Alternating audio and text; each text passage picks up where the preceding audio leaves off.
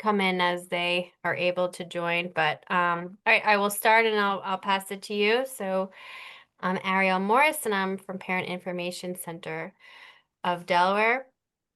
And tonight we have Mindy Failing joining us from Delaware Statewide Program. She's the director for Deaf and Hard of Hearing and Deaf Blind. And then we have Erin Klein, who is the program coordinator for Delaware Statewide Deaf Blind Program. And I will now pass it over to both of them to talk about dinner table syndrome. And thank you both for being here. And thank you to our interpreter as well. All right. I'm glad to be here with everybody tonight. And I know this is being recorded, so I'm hoping that this will reach to other people who were not able to join us tonight. I'm presenting this information for professional reasons. I want to share this information with families or even friends that interact with deaf or hard of hearing or even deaf-blind members, like at different events, family gatherings, birthday parties, celebrations, or even even at sad times like a funeral. But this topic is for all of these different events where people gather, where we have multiple people in the same area. So this information is for all of you. And I'm happy to be here. And myself as a deaf person, I can share some personal experiences. All of my family is hearing, and all of their friends are hearing as well. I'm the only deaf person in my family, so I do have a personal experience, but I also have a professional experience as well. It doesn't matter which language that we're using at home or at events, if it's spoken language or sign language or a different spoken language, it doesn't matter. The experience that deaf people have are pretty similar. Erin? Yeah, you said it, Mindy. I'm just excited to be joining along. I come to you from the statewide deaf blind program, so my experience is a little bit more with infants and children and young adults who are deaf blind or have more medical complexities. So I'm excited to be joining in and co-presenting with Mindy tonight. So thank you guys for joining. And I think this is a pretty free for all. So if you have questions as we're talking, if something pops up, feel free to just jump in. You can either take your camera off, you can unmute yourself, and let's just have a great conversation.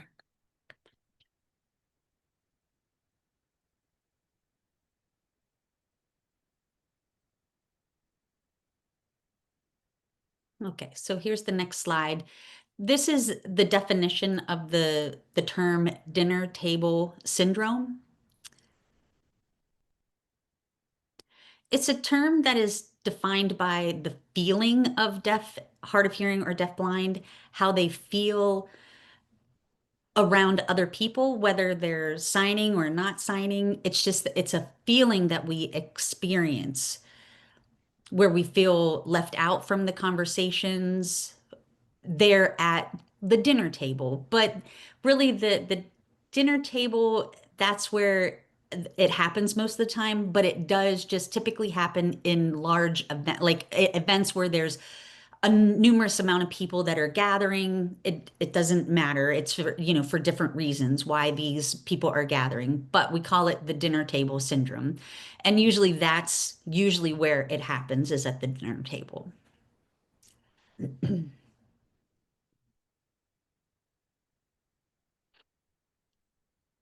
So I'm going to start, Erin and I will start describing the experience, and then we'll describe the things that we can do to help make the gathering, the celebration, whatever, make it feel more inclusive for deaf, hard of hearing, or deaf blind. So we're going to start with the experiences.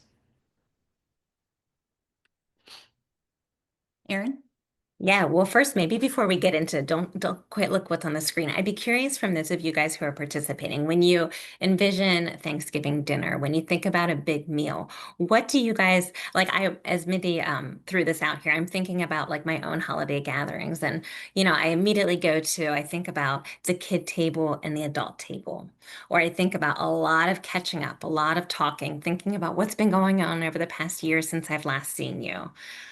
There's always a football game, TV going on in the background. There's people eating copious amounts with food, talking, laughing. So I'm curious from anybody who's joining, do you guys want to share, like when you think about a holiday gathering or even just around the table, what do you guys think of? What comes to mind of your experience?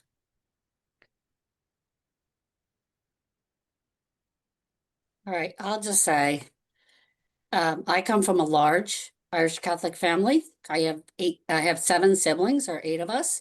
And now that we're grown and we all have children and grandchildren, and um,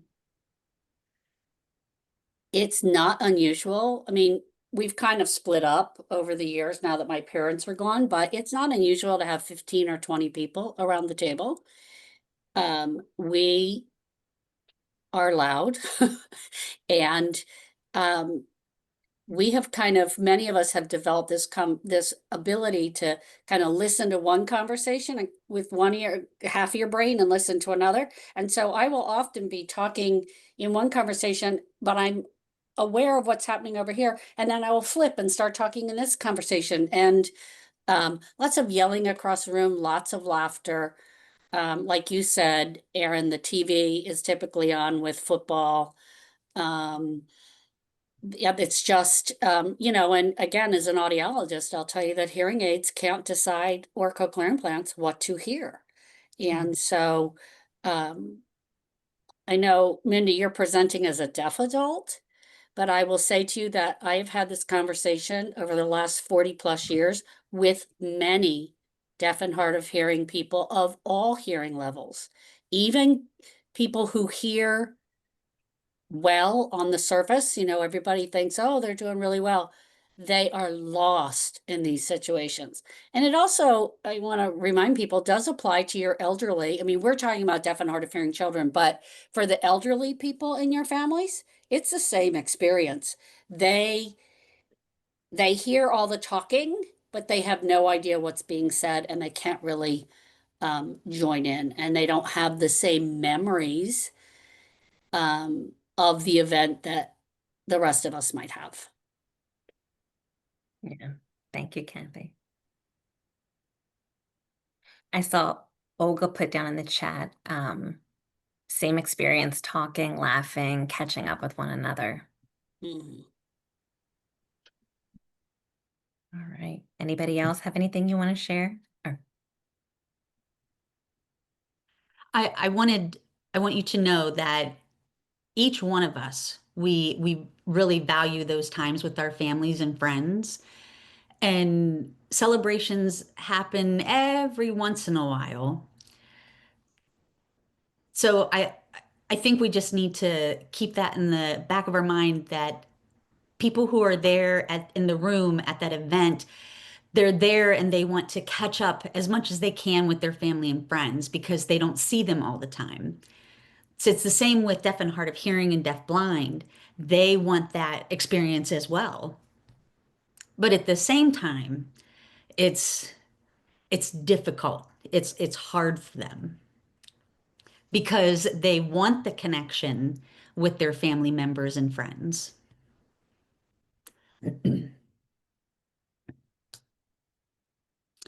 Okay, so now we'll unblur the screen.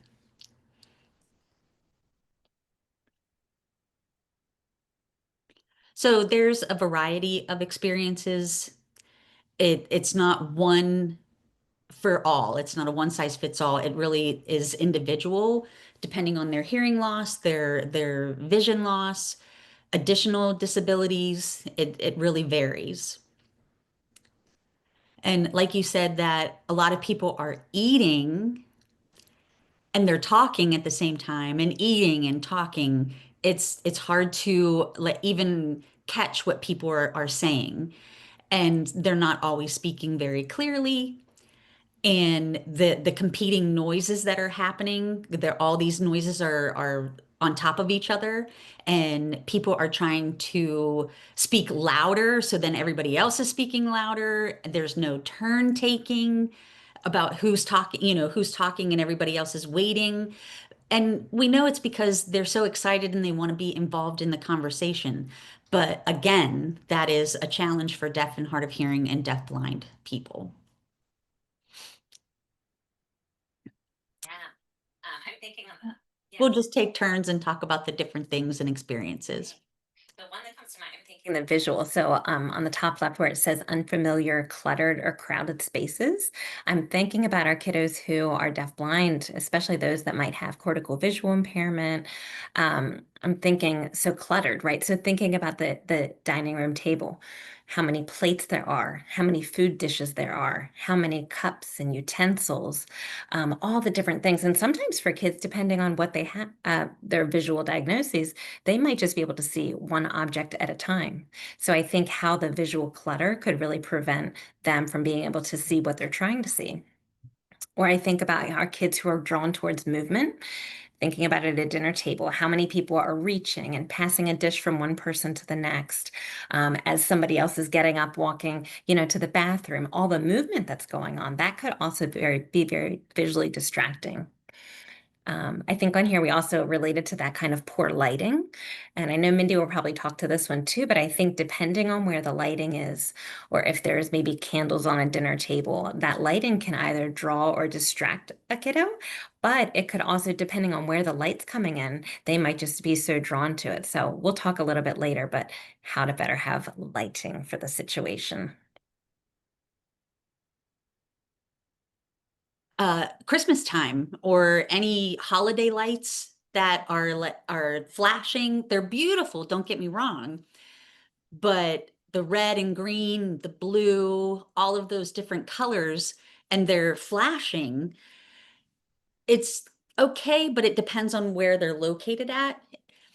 I think, it's beautiful. You can leave it in the right location, but it's like where people are gathering, make sure that that light is not interfering with that person, like from where they're sitting and socializing. We don't want those lights to be competing with what's happening. And I do want to let you know, for deaf, hard of hearing, or deaf blind people, we're working extra hard with all of our other senses. When we have one less sense, we're working harder on the other senses. For example, myself as a deaf person, I'm very sensitive with my vision, very sensitive, because I depend on my vision. So if I'm looking at a light that's flashing, it's very distracting. I'm trying to filter that out. And with deaf blind people, or even hard of hearing, all of our experiences are different, but just make sure that the lights are soft, or maybe they can be off while we're sitting.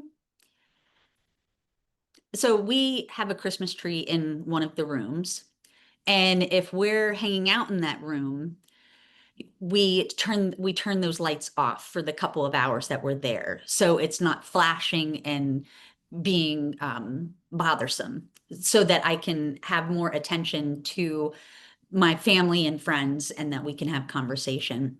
Another thing about lights and like decorations, they're beautiful, and make sure that the decorations are not in our line of sight.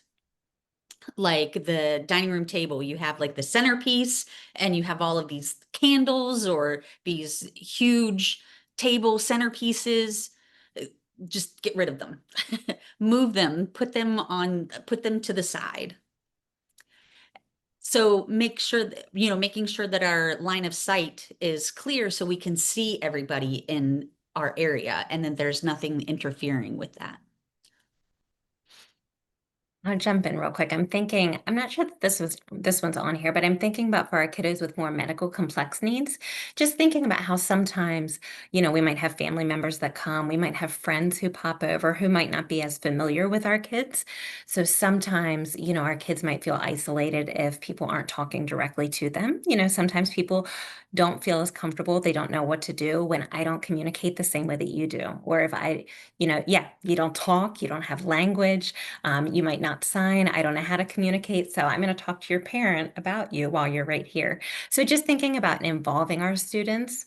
I think about even our kids that might have G tubes or GJ tubes.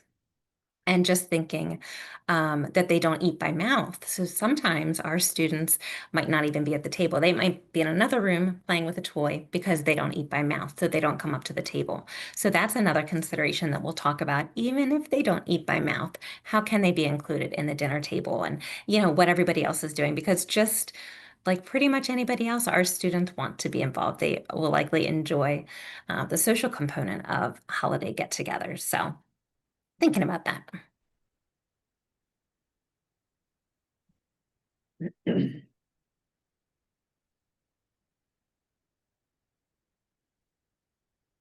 So not all of my family members and friends know sign language, and that's okay. Sometimes I try to follow the topic of conversation. I'm focusing on one person, and then somebody might change a topic really quickly, and I missed it, what they were talking about. And like it's something that's way off topic, and I'm thinking I'm on topic, and it's not.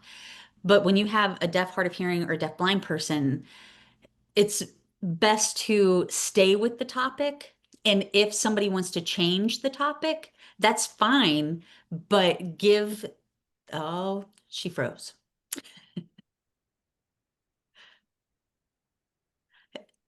That's to see if she comes back. I'm sure she will. Oh,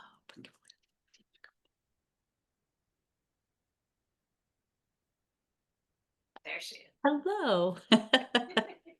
Yeah, I froze. I'm so sorry about that. Okay, talking about changing topics, you need to lead them into the new topic and let the deaf or hard of hearing, deaf blind person, hey, we're changing the topic. I just wanted to see there's a couple comments in the chat. I saw Molly kind of giving a little hand clap. Kathy, you mentioned visual noise, flashing lights, movements in your peripheral vision. All of those can be distracting. The language of touch and eye contact and proximity is very important for our more challenged kids. And yes, we will definitely be talking about this. And state the topic change before starting a dialogue. Absolutely. And sometimes even that last one, it just makes me think about, and this might have been what you were just saying too, Mindy, but just how quickly conversations go from here. And then this person's talking and multiple people talking at the same time. And before you even have a chance, you don't know who's talking. And so we'll talk to about just trying to talk one person at a time or giving a visual. Right. It's my turn. I'd like to say something. Raise your hand to give somebody a chance to look at you, or even just that processing time for our kiddos to know where somebody is touching them before you start talking. Right. Mindy, you were talking about that. All I could think of is, you're overhearing, as a hearing person, you're overhearing another conversation. And so now I'm starting to talk to you about that conversation that you are completely unaware of. And we could be talking about one thing, and then all of a sudden, and you're like, whoa, where did that come from? And I don't know what we're talking about. And it's because of our hearing. Like, it's our fault, really. We just don't see it that way.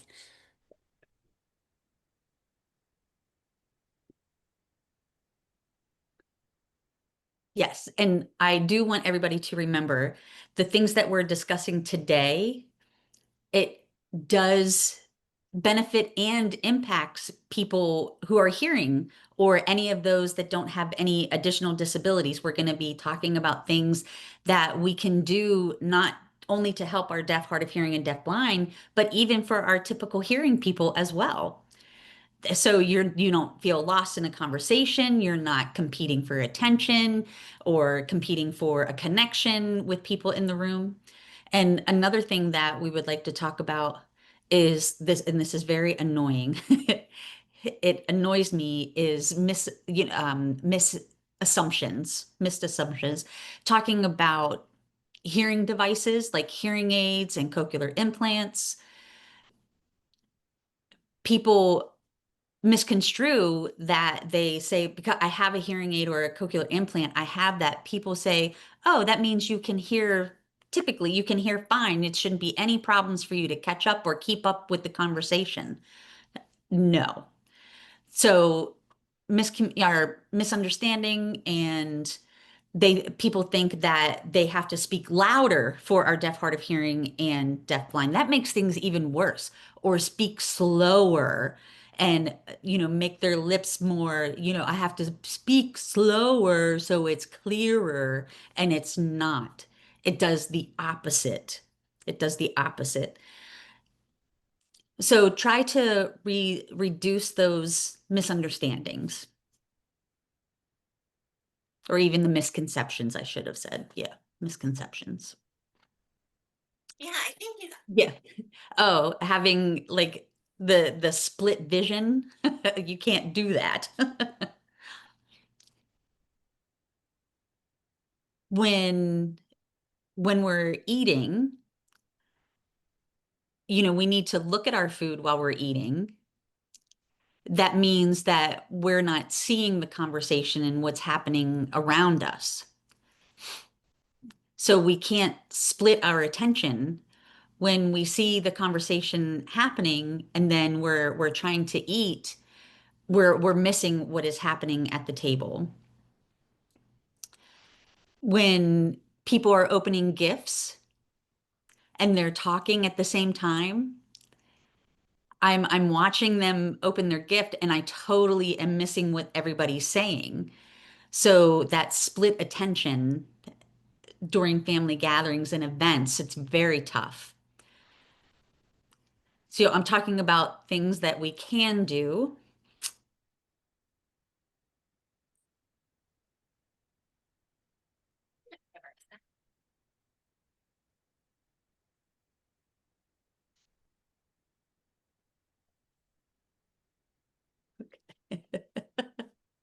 Go ahead, Erin. But we've kind of talked about this, but with the noisy environments, the music, the clinking, the dishes, the laughter. This one also makes me think about how many new experiences there often are, or just kind of like unfamiliar experiences that happen around holidays. So I think about our students and just, do they have their communication devices with them at the dinner table, or do they have access to their object symbols or maybe pictures in a mode that they communicate with? But I just think about too, like how just the pacing, things go so fast, or like that sudden loud sound. Is there anybody around to say, "Oh, Johnny, I saw you just startled. Did you hear, the door slam really quick?" But just somebody there to be able to explain the loud sounds, or to like further teach the newness of these things. I think being in an unfamiliar, or just maybe not unfamiliar, but just around the holidays, these are things that don't happen all the time. So that can be really challenging, that there's new people, maybe even new foods, new routines. You're kind of out of what your regular routine is. So I think that that can cause some stress for our students. And I think stress can come out in a bunch of different ways.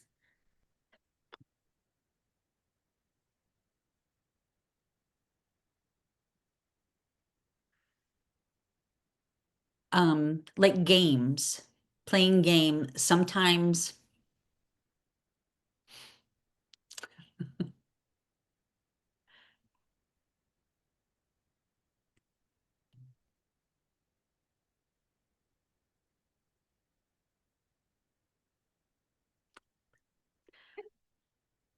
yeah, talking about games. And my family loves to play games. So a lot of our family traditions during our gatherings is to play games, and some games are not accessible. For example, I love this game, Pictionary. I love this game. And it's a lot of speaking out of the words, making guesses. And that is not always accessible for deaf and hard of hearing or deaf blind people. So there are some games that just aren't appropriate for the family gatherings that have a deaf, hard of hearing, or deaf blind person there. Um, you could think of what other type of games that are accessible. We love games, just have to find the right ones that are accessible. Okay. Um, we'll go ahead and shift to the next slide. Before you jump on, Mindy, I just wanted to say Olga just made a comment and she said, can you suggest any games? Oh, for sure. Heads Up. Is that what the game is called? Heads Up? Yeah, I'm lousy with the names. That one's a good one, and that one is a lot of fun. Anybody can play that We game. described that, Mindy. That's the one with the headband and it has a picture on it. And then you're trying to guess what's on the person that you're playing with, who their picture is or whatnot. Yes. Okay. Hmm.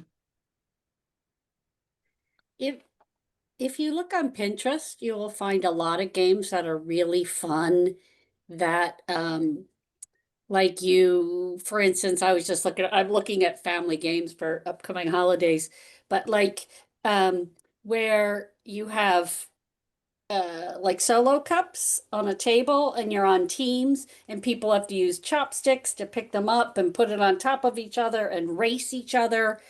There's a lot of laughter in that. One of the games we love to play is we take a gift and wrap it up, and then it's wrapped in like multiple layers of tape and paper and tape and paper and tape and paper. And then as we take turns, we have a timer, like an egg timer, and each person gets that amount of time. But you're wearing oven mitts, and you have to try and get them. And whoever gets to the final prize gets to keep it. So that doesn't really take a lot of language. So I think you don't have to go to a deaf and hard of hearing site necessarily. Just look on Pinterest and other places. You can find lots of really um, fun stuff to do.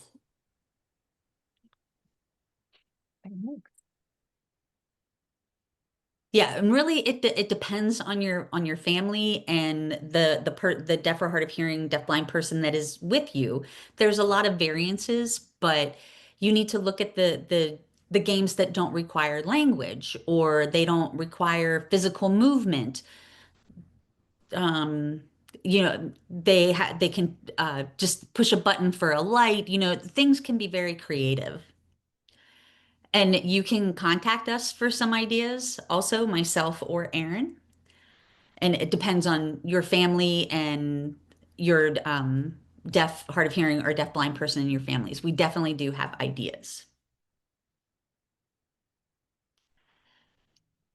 And these are our goals. We want to bring everyone together.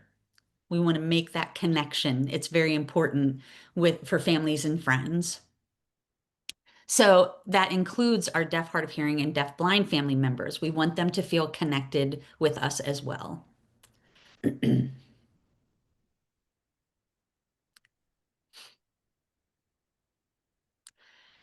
So again, it all varies with deaf and hard of hearing.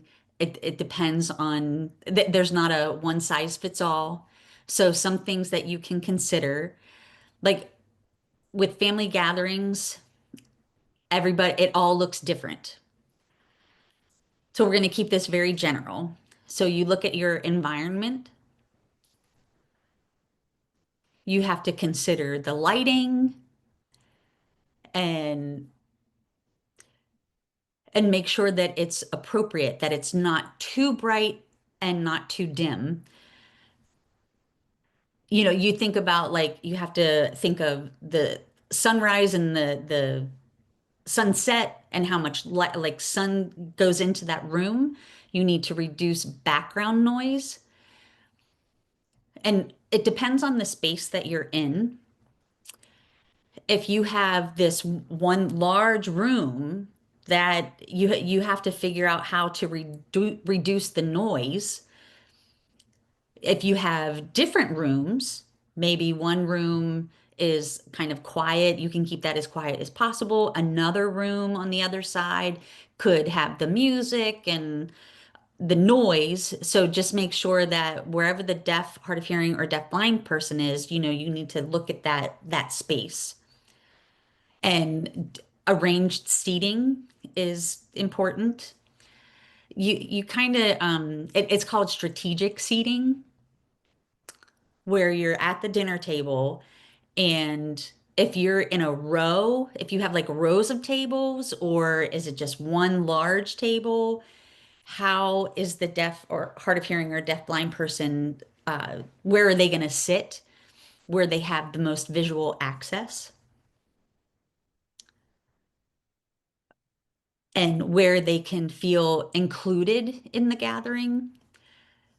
Because you don't want that person to be sitting in the middle of everybody, and there's 5 people on this side, 5 on this, and they can't see what's happening. They have to move forward. So maybe they would be better at the end of the table so that they could see everybody. There's so many things that can to be considered, that you have to consider in the room, and especially how the room is set up. And I want to tell you one personal experience that happened last year. So we had a lot of people in the house, and talking about like 40 people. So of course it's very loud, and everybody's socializing, and we're trying to figure out that we wanted 2 separate rooms and 2 separate tables because there were so many people. So I said I would like to separate the tables. This one, because I use sign language, I have no audible access. I want this table to be the signing table, and the other table can be the spoken table. And some of my family members got very upset about that. And you want to know why? Because they didn't want to be separated. They wanted everybody to be together in the same room. And I totally understand that. I get it. I understand what they wanted, but at the same time, think about my access. I don't want my access to be compromised, and where I miss everything and then I get frustrated. So the compromise was separate tables for dinner time. And that was the only time, was just during the time where we were eating and chatting for like an hour. And then we could come back together in that same room for activities and socialization. So that was the compromise. And it turned out great because people had a choice. They could sit at the table and sign, or they could sit at the other table and just talk. And it all worked out. So trying to figure out, making plans for your gatherings, it doesn't mean that everybody has to be together or everybody's separate. No, just like take turns.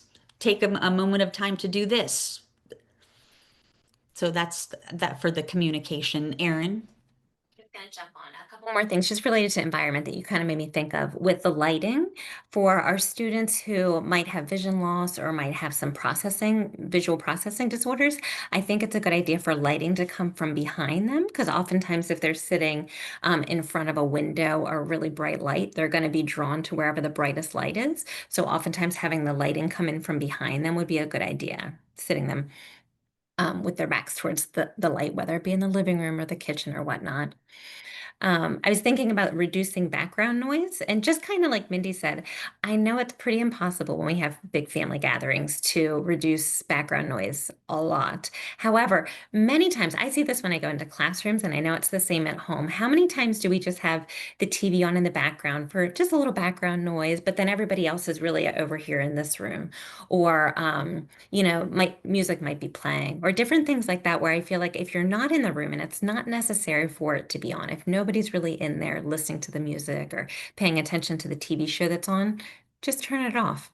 It doesn't sound like that big of a deal, but as Minnie's mentioned, when there's all different types of sounds going on, whether it's people talking, TV show, music going on, the clanking of dishes that, as we're passing them, talking with our mouths full, and then we're trying to talk to a student who's, or a kiddo who's deafblind, deaf or hard of hearing, them trying to figure out what is the sound, what should I be putting my attention to, and trying to decipher through all of those sounds is extremely challenging. So I just wanted to mention that. And then when it comes to arranged seating, I was just thinking about some of our students who might be in wheelchairs, they might have activity chairs, some of them might be in gait trainers. So depending on the positioning, maybe just try to ensure that there's either room for them at the table or that the table, the height is okay for them, depending on the seating that they're going to be in. But we want to make sure that our students are in positioning that is safe, but also comfortable for them. And so yeah, so I was just thinking about those with arranged seating.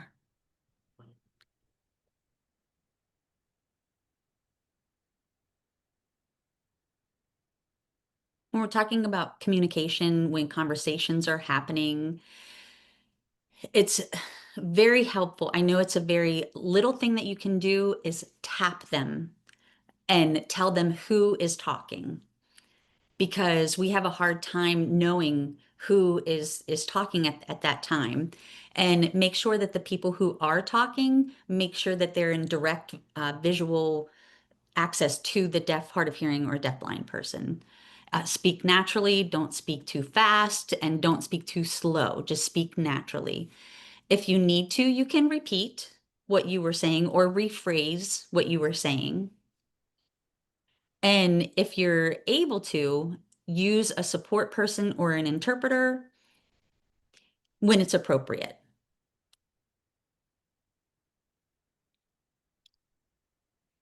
Yes, I was reading some of the comments in the chat. Talking about captioning, make sure the captioning is on if there's a TV going at that time, or if there's a specific game or a show, make sure that the captioning is on. And we did talk about games, making them more accessible, choosing intentional games that are accessible for anybody who is there at the gathering.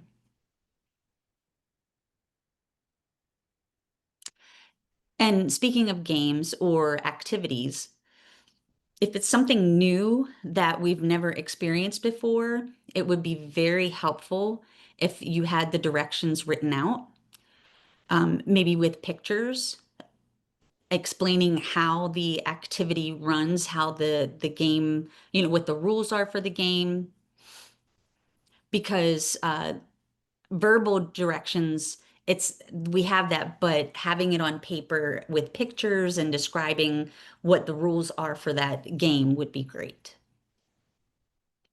The only thing I want to tack on is for activities, just thinking about, I'm looking at Kathy's comment, for young kids, practice the game ahead of time. Absolutely. And think about games or activities or even objects and toys that are familiar to the student, sorry, I keep saying student, the child, whoever. Think about objects that are familiar to them and things that are motivating to them that they already have experience with, and starting there. Then we can slowly introduce some new things, but I think the more you start with what's familiar and what's motivating and things that they already know and routines they know, the better. And my one little jump on to communication, I know this is very challenging to expect everybody to do, but if you could lay it out prior to whatever you're doing, encourage family members to speak one at a time. Or like we mentioned earlier, kind of giving that visual before they talk so we know who is about to talk so we can direct our attention to, or point to them or touch them. But the more we can do one at a time, the more access our kids will have.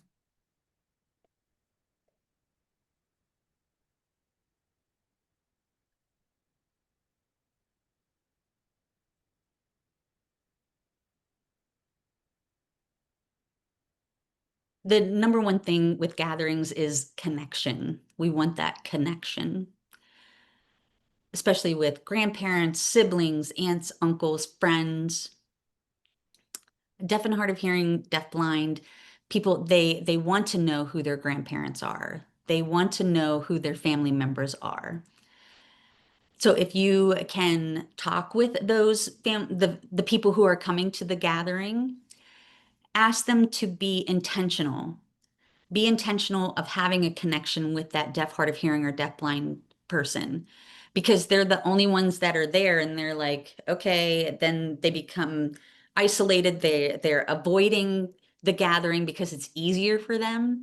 But if you as a family, or you as a deaf, hard of hearing, or deaf blind person, you can tell them, you can help them, you can teach them how to make connections.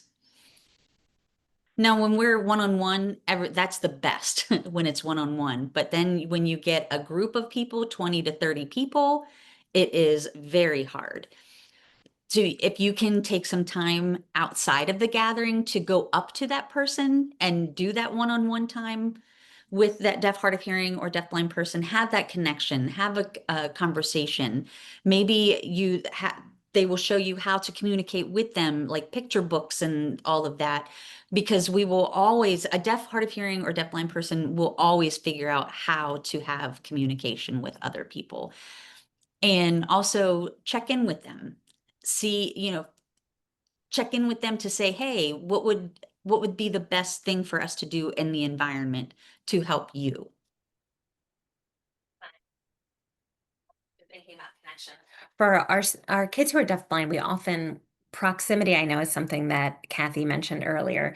And I just think we often say with our students who are deafblind that their world really extends as far as their hands can reach. And I know it's not a blanket, just because you're deafblind, it's quite the spectrum. Some students have more vision than others, some have more hearing than others. It's definitely a huge spectrum.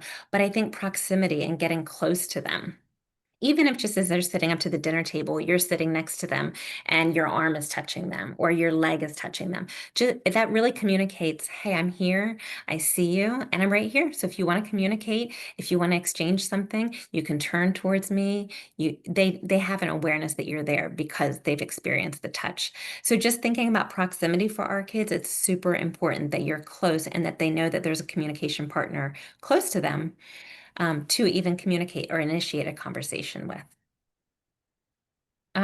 Kathy, I see your hand is raised. So I'm just thinking about some of our families with children who actually have a fair amount of auditory access.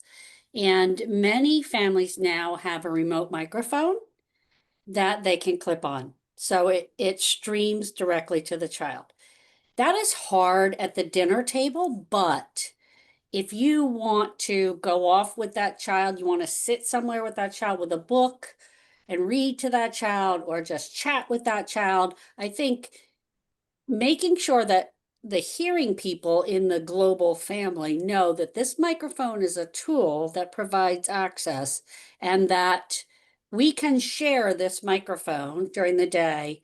I think two things. One, there is that physical access of knowing what's happening, but almost more importantly is that feeling of you see me, you value me, you want to be part of my life.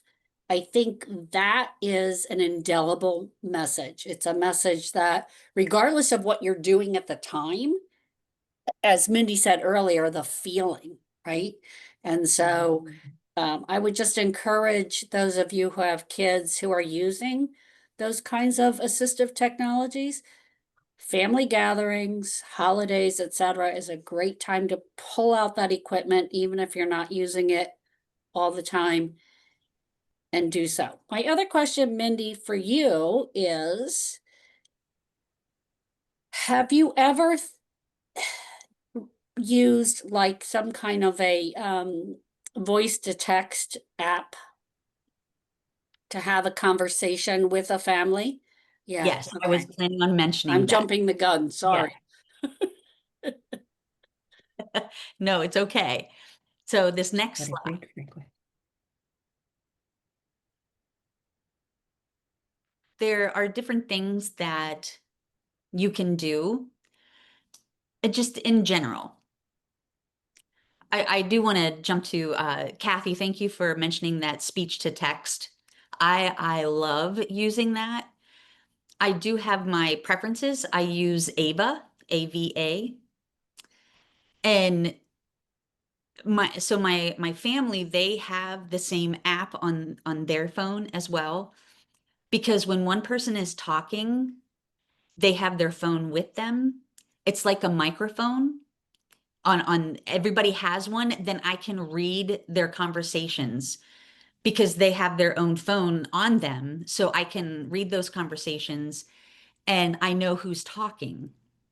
So that's very nice. I love that app and I use that quite often, a lot more than I did before. The technology is still new. It's been around for about 5 years but it's not commonly used. And the one thing we need to teach our children, our, babies to older people, as long as they're able to read, they can use the app and it's free. There's no cost to it.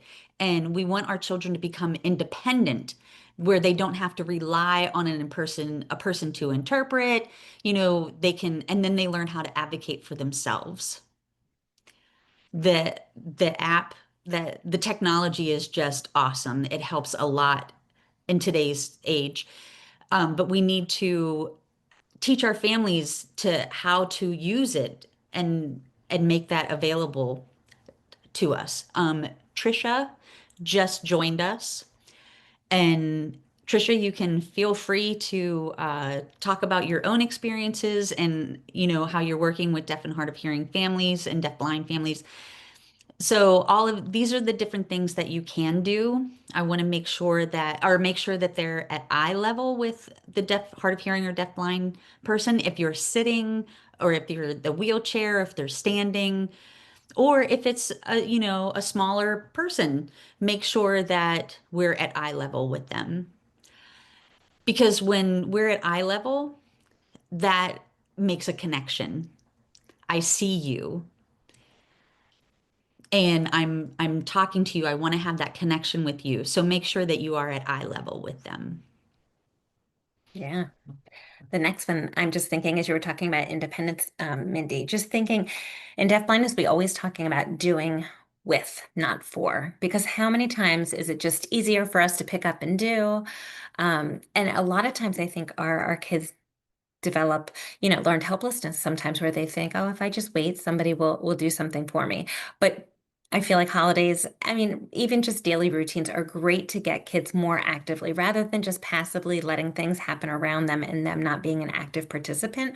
We want to do things with them. So even in the traditions that come with a holiday, whether maybe it's setting the dinner table, and again, it depends on what their capabilities are, but maybe they could put a plate on the table. Maybe they could pick up a spoon. Maybe they could fold the napkin. Any type of tradition that you typically do that they could somehow in some way be a part of. I'm thinking about as And they can help clean up yeah, too. yes, they can help clean up. They could help cook. I'm thinking about like mashed potatoes. How many times do our kids love like toys that vibrate? So thinking about like a mixer and putting that into the mashed potatoes. And even if they're holding onto your arm and you're, stirring up the mashed potatoes, but having them be an active part in what's going to be happening. Turning on the timer if that's something that you guys are getting ready to do. And sometimes even for our students who might not actually eat food, having them just they have the opportunity to explore food. So even if they're just sitting at the dinner table and they might not actually be eating it, could they have a plate with mashed potatoes or green? Yeah, as Mindy's saying, smell. They can smell it. Could we be right there with them? Could we be exploring the food with them? Could we, whether it's through their hands, maybe it's with some type of a utensil that they're doing it with. Could we be giving them language for what they're doing and feeling and smelling and hearing around them? So just thinking about how could they be involved in this, even in their own way, whatever their own abilities are, how could they be involved and do something with us rather than us just doing everything for them?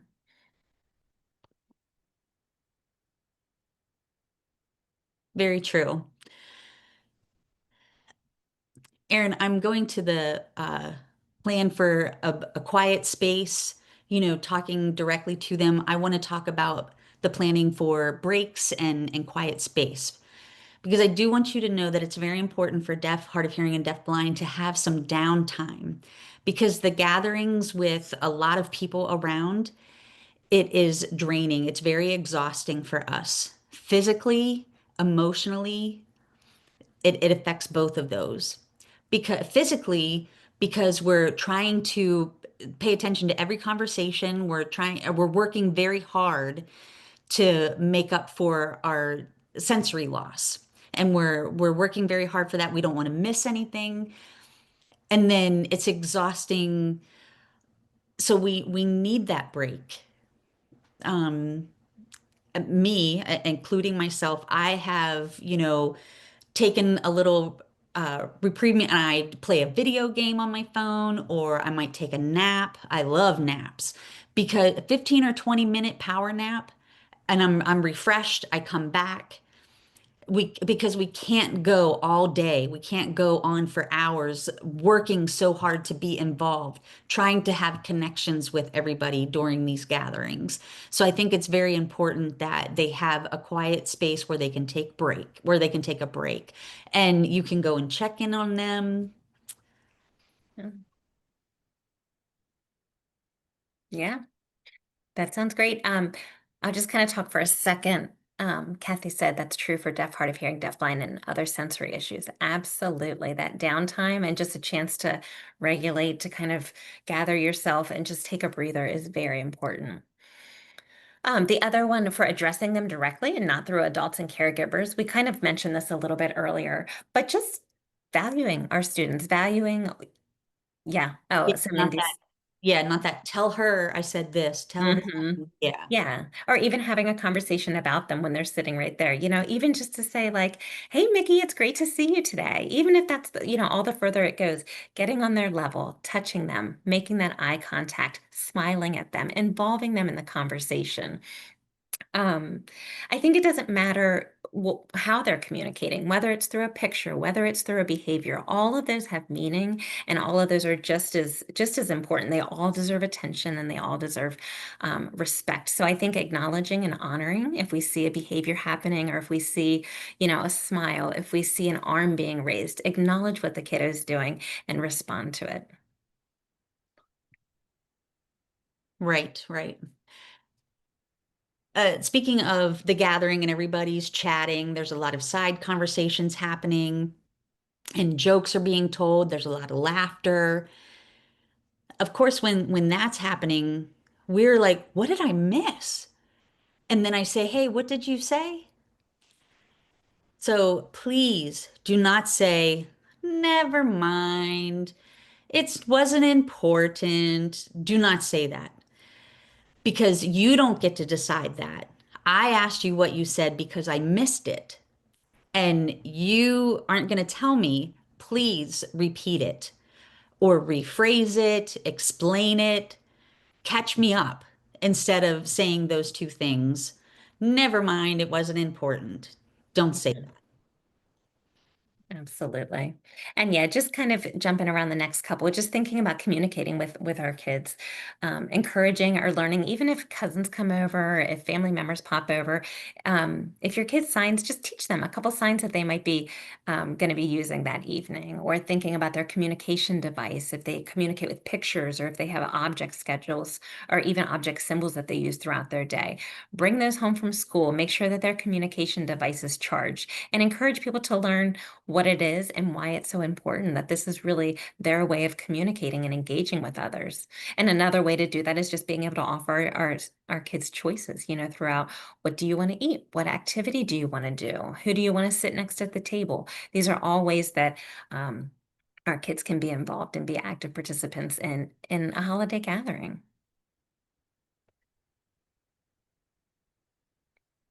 And I'll just jump on to say, or sorry, Mindy, do you want to say? Nope. The Go last one I was ahead. going to say was just narrating what's happening. And again, this is super important for kids who might not have as much visual access, but again, those sounds are happening all around them, but they're not getting that full information from their sense of hearing and from their vision.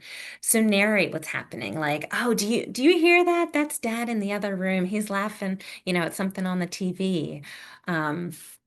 Or, grandma just sit down in the chair next to you. Just kind of narrating what's happening, whether it's a conversation, if somebody's coming and standing next to them, if there's a sudden loud sound, just giving them information about what's happening in the environment around them that they might not have visual access to.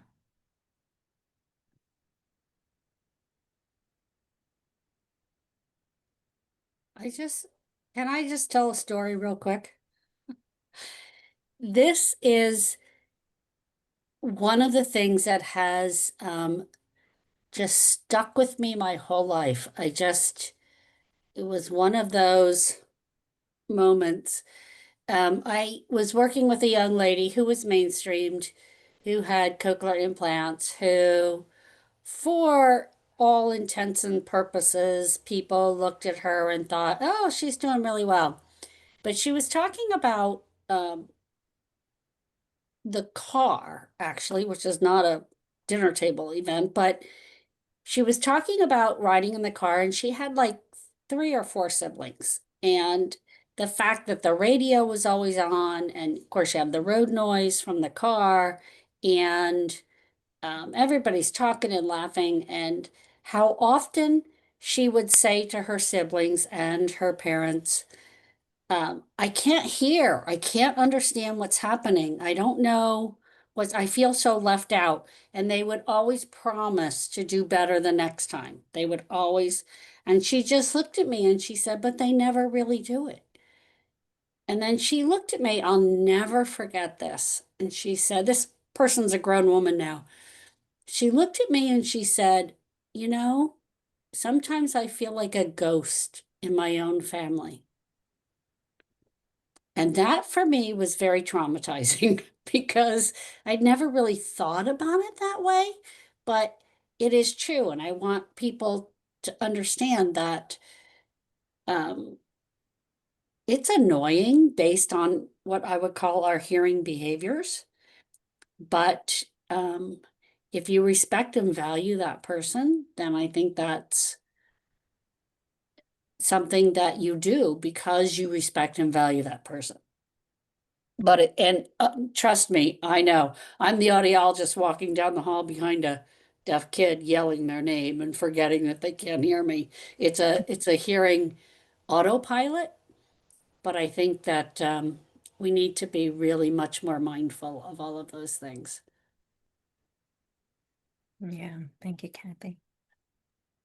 And actually, to Kathy's point, with my daughter Maddie, it's hard sometimes because you forget if they're doing well and they're so resilient. You forget that they probably are struggling just because they don't make it obvious to you that they are. And Maddie's one of those types of kids who won't really tell you if she is, and she just kind of goes with the flow. So it's kind of this is all a great reminder of what, really is true to them and what they actually are feeling.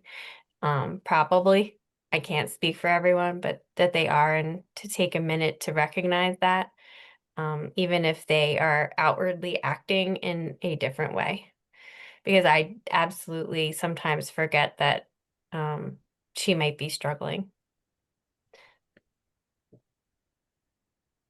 Right.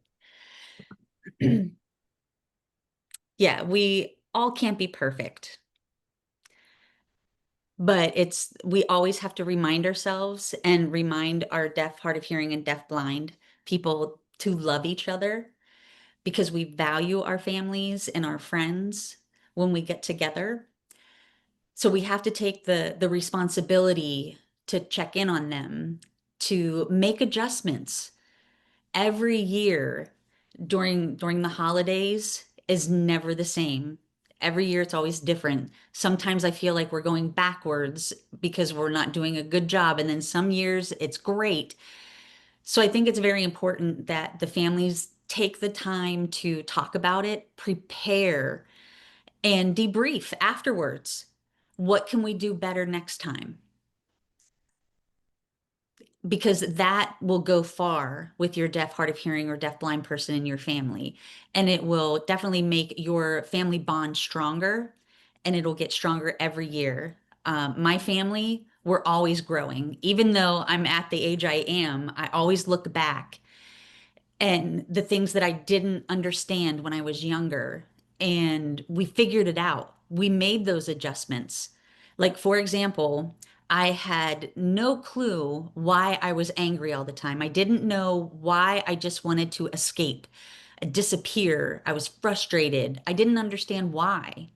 No one taught me about that. But now I have a great understanding about that, and I'm able to advocate for myself, and my family is understanding because over time we learn that. And that's why I wanted to talk to you. Yeah, we're not perfect, but talk to your deaf, hard of hearing, or deaf-blind child, and figure it out because family is important. Yeah.